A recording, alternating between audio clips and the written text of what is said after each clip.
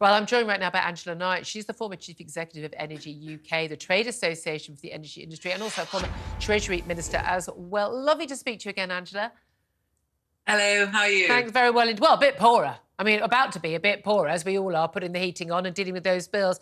The average energy bill is going to rise by basically around the 94 quid mark. It's going to go up by 5%. Of course, you know, some people a lot more, some people less. Is this what you had expected? No, actually, it's rather less than I expected.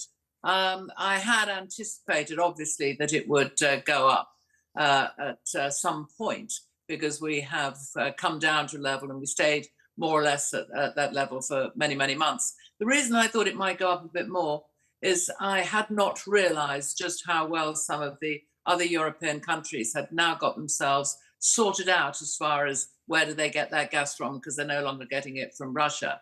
But as they've got themselves sorted out, that means that we're not caught in what had been rather a difficult situation in which gas from us was going to Europe to help them and our prices were going up and all that business. Let's see, we didn't get much of our gas from Russia, but loads of other countries did, and that meant the liquefied natural gas that we did need to buy, we were having to buy at a higher rate because there were more people competing for it. We would more than that, actually, because so much of Europe did not have a liquid natural gas terminal, so they couldn't take the ships in and they couldn't get the liquid natural gas to be gasified again, Germany being one of the obvious ones who had no LNG terminals. The LNG, the liquid natural gas, was coming into the UK. We were putting it into our pipeline, sending it across to Europe to help them out. So, you know, last year was a very complicated situation. A lot of that has now died down.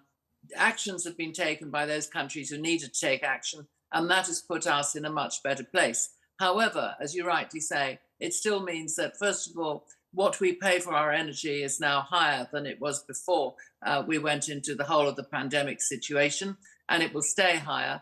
And it does also mean that it's going to cost a little bit more, certainly for a period. And the Middle East tensions, that's not helped either, has it? Because, I mean, what we really need is the OPEC countries, you know, the Saudi Arabians and others say, we'll turn the taps on, we'll cut some of those prices. And they've made a conscious decision not to do that. That's nothing new either, actually. They've always made a conscious decision to maintain the price of oil, and of course gas follows the price of oil, at a certain level that suits them and their own economies.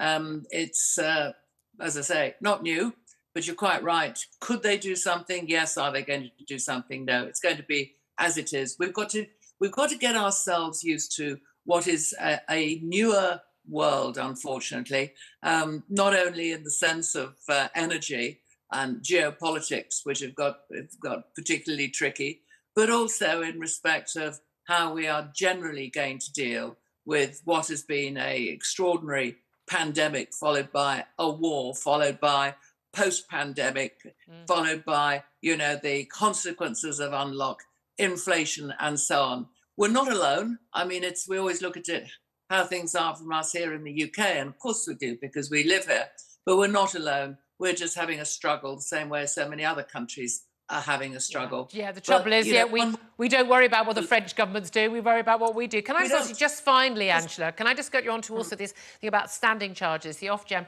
Chief Executive was talking about this a bit today, about this. They've opened up a consultation, already had thousands of responses about how much of your bill is based on how much gas or electricity you use and how much is just there. You could never turn the pipes on, so you never put the heating on, never turn the lights on, and you would still face a few £100 a year. I think it's around 300 on average bill, and about how much that we move the cost to the actual cost of the electricity and gas you're using, as opposed to the cost of just sort of basically being, you know, on the energy network.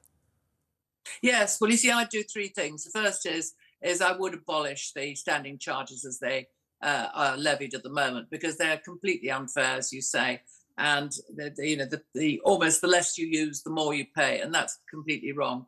Secondly, is I think we should go for a social tariff. That is, that people who are on lower incomes permanently pay less than the others. I appreciate that it means that some of us will pay a bit more, but the reality of carrying on as we are in the different world that we're in is just something that doesn't work. And the third, so get rid of the tariffs, get rid of the standing charges, get in place a social tariff.